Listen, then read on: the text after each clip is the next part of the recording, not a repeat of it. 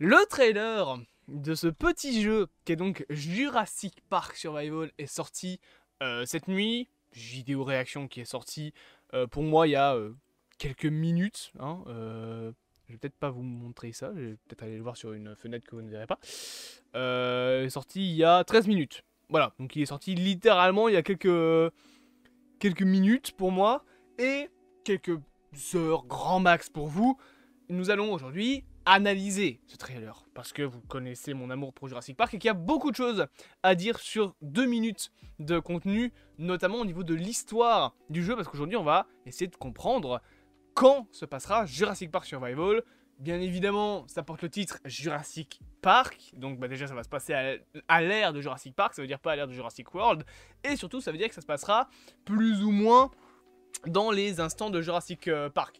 J'avais commencé... Alors attendez, faut que je me mette comme ça. Voilà, j'avais commencé une analyse lors de ma réaction, mais je vous avoue que le trailer m'a tellement mis un coup dans la gueule que j'ai là genre... Ok, bon, j'arrive plus à parler. Parce que, avant de commencer à analyser, il faut qu'on se le dise, et je vais vous montrer avec quelques petites images. Putain de merde, c'est beau. Genre, c'est vraiment beau. Petite séquence de gameplay, voilà, enfin de gameplay, d'image du jeu. Je trouve le jeu magnifique, personnellement. Donc voilà, j'étais bouche bée devant ça. Et en plus, sachez que c'est marqué ici pré-rendered footage. Donc ça veut dire que ce ne sont pas des images terminées. Et c'est déjà de cette qualité-là. Je trouve ça incroyable. Bref, bien évidemment, on ne va pas perdre plus de temps. On n'est pas là pour réagir à tout ça. On est là pour analyser ce trailer qui commence directement sur des plans ici de Isla Nublar. Et en fait, tout le trailer et en fait une grosse partie des images qu'on a s'amuse un petit peu à refaire certains plans du film. Là, par exemple, c'est le plan d'arrivée sur Isla Nublar avec exactement le même caillou. Donc cette espèce d'énorme rocher qui est symbolique. Et il y aura aussi tout un moment où ils vont refaire la scène de la cuisine, refaire pas mal de plans. Vous allez voir qu'en fait, ça va nous teaser un petit peu beaucoup de choses.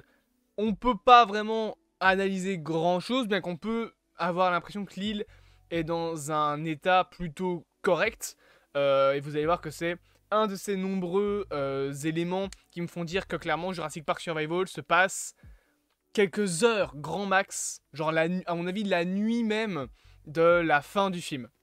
Je pense que le plan qu'on voit là se passe juste après la fin du film, donc juste après les crédits de fin, et qu'on vient en fait de quitter l'île avec l'hélicoptère de donc InGen, et qu'on va suivre dans le jeu des employés du parc restés bloqués sur l'île, qui essayent de s'en sortir, peut-être de contacter la côte, ou de contacter les employés qui, eux, ont pu partir, pour essayer un petit peu de dire les gars, on est encore là.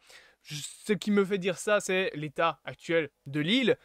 Ce plan-là, par exemple, on le voit bel et bien, donc la végétation n'a pas encore envahi les lieux, la voiture est encore en très bon état.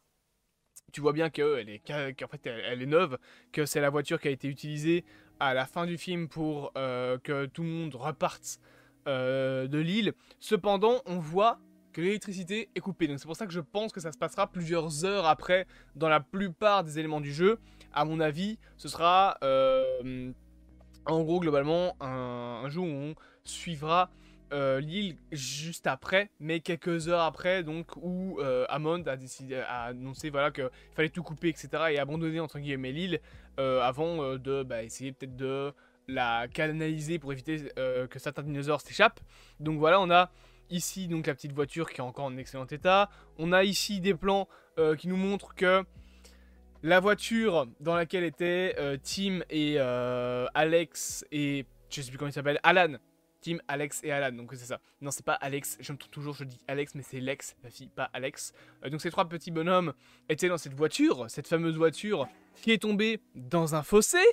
El famoso fossé qui n'a aucun sens dans Jurassic Park, parce que t'as le T-Rex qui sort du parc, enfin qui sort de son enclos, avec une scène que vous connaissez bien évidemment. Il sort, ok, pourquoi pas. Tu vois la chèvre qui est sur le sol, ok, pourquoi pas. Comment tu m'expliques que littéralement 3 mètres plus loin, t'as un putain de fossé de 15 mètres de haut? Il y a une explication à tout ça dans le lore, mais voilà, j'ai plus vraiment l'explication à vous donner. Peut-être que je peux en parler dans un short. Dites-moi si vous intéresse. Autre détail qui du coup me fait penser que ça se passe vraiment à quelques moments, à quelques heures près de la sortie, enfin de la fin du film. D'ailleurs, je pense même que cette scène-là se passe juste après que Alan et Tim et Alex et Lex pardon soient partis de cette fameuse allez, comment dire, de cette fameuse voiture. Voilà, je vais arriver à parler. Qu'est-ce qui me fait penser ça? Les phares, mesdames et messieurs, de la voiture sont encore allumés.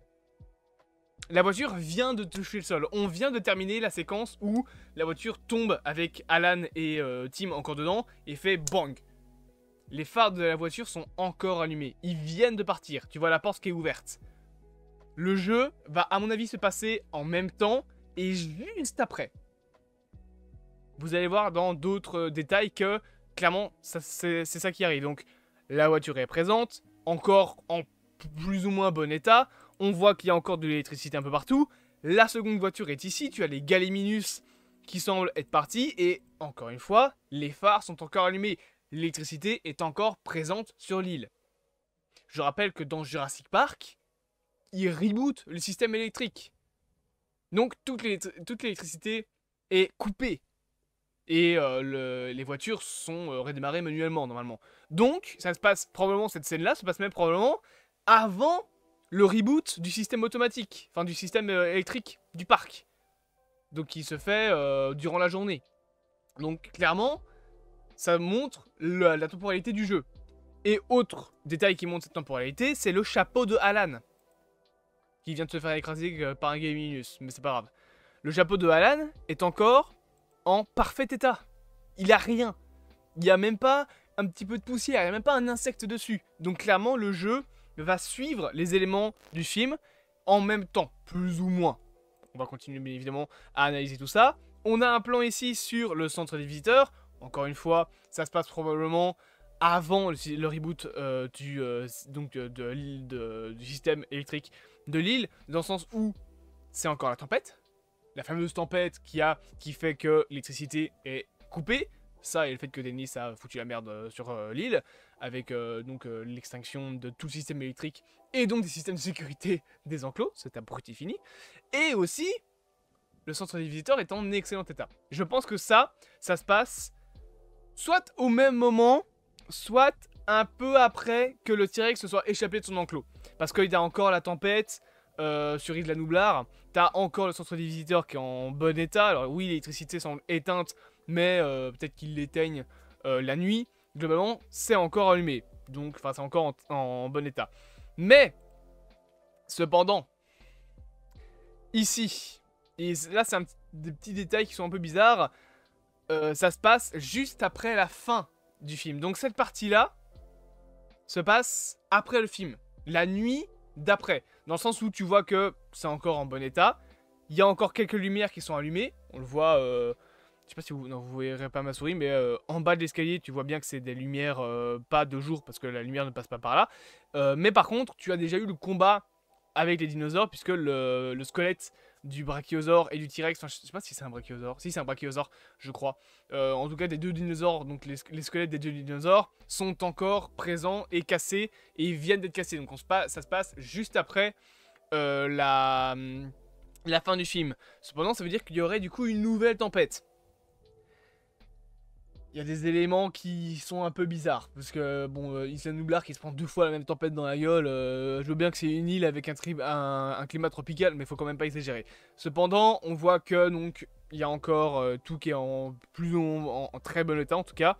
Et d'ailleurs, petit plan assez intéressant sur les griffes des dinosaures, donc qui sont les 3 griffes de Velociraptor, et sur la fameuse bannière Dinosaur Rule the Earth.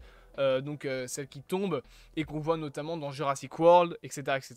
Et après, paf, main du personnage principal. Et faut avouer, ça, c'est des trucs pré-rendus. Probablement de cinématiques, il y a des photos de gameplay juste après, mais honnêtement, les cinématiques du jeu sont incroyables. Tout ça, là, c'est magnifique, je trouve. C'est peut-être la cinématique de début du jeu, j'en sais rien, mais je trouve ça magnifique.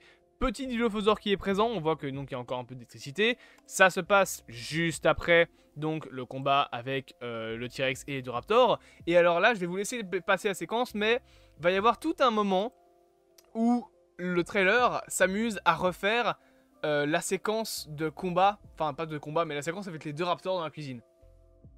Avec Lex et Tim, qui se passe durant la nuit aussi, il me semble. Ou alors c'est durant la matinée, donc il y a une légère aube, on va dire. Là c'est complètement sombre, et regardez-moi encore une fois ces images, je suis désolé, c'est magnifique. C'est beau, putain. Je peux dire qu'on dirait la vérité non plus, ça se voit quand même un minimum que c'est un jeu vidéo, mais c'est incroyable. Voilà, je vous laisse un petit peu passer tout ça. On refait le plan avec Tim. Sauf que là, c'est un Dilophosaure qui rentre dans la cuisine. Et bien évidemment, hop, on va refaire. C'est le même bordel que dans la cuisine parce qu'ils sont déjà battus contre les raptors. Donc voilà, elle passe. Elle va prendre la même louche dans les pieds que... je pense que c'est Lex qui se la prend dans les pieds. Ouais, c'est ça. Et après, elle l'utilise pour faire fuir les raptors. Sauf que elle, pour faire fuir le Dilophosaure, elle va utiliser sa lampe. Carrément, voilà. C'est plus simple. Et on s'arrête ensuite un petit peu sur cette porte.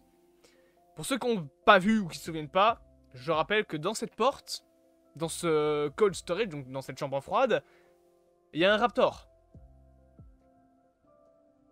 Il y a l'un des deux raptors qui est coincé dedans. Et le deuxième, il est dans la salle de contrôle. Et ils sont 3, et de toute façon, les 2 autres se font tuer par le T-Rex. Mais, il y en a toujours un qui est là-dedans.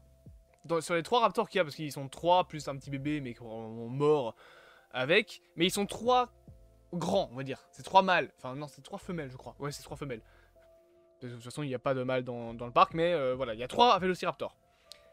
Sauf que celui-là, là-dedans, il s'est pas battu contre le T-Rex.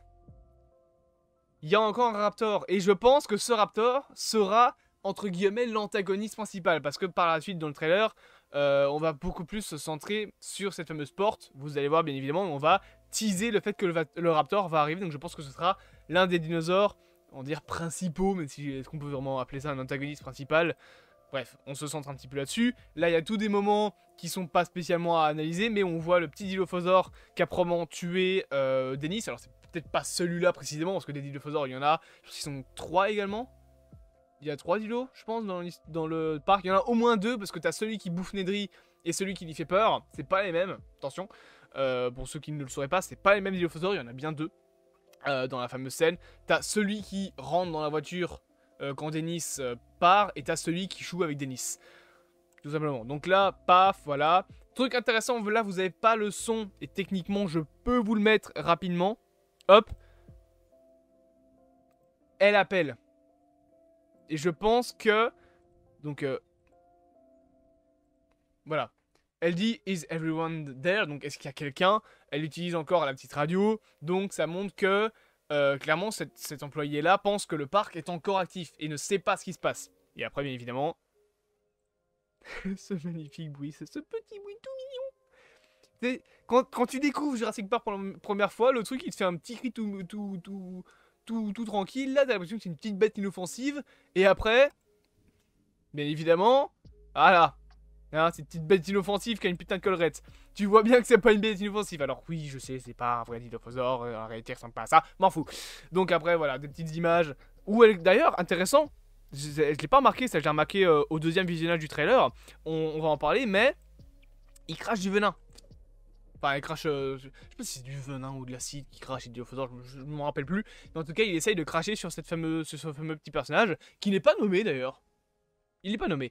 On voit ici la porte du parc, voilà. Intéressant à noter que c'est encore ouvert. Donc ça suppose que quelqu'un est repassé par là depuis, parce qu'il me semble que Dennis l'a... Non, Dennis l'a pas fermé. En tout cas, on l'a pas vu la fermer. Mais par contre, il l'a ouvert manuellement. Donc ces plans-là se passent bel et bien après les événements du parc, enfin du film Jurassic Park, étant donné que Dennis est déjà passé. Et après, voilà. Encore une fois, on voit que le parc est encore... on va dire en service un minimum, enfin pas en service mais en tout cas encore en état, parce que le parc est enfin la porte du parc est encore allumée, donc ça veut dire qu'il y a encore les systèmes qui balancent du feu. Je sais pas si c'est un système électrique, mais je pense. Et après bien évidemment un élément qui n'est pas spécialement à analyser, mais où tu vois le T-Rex. Et là, je me permets de vous remettre le son.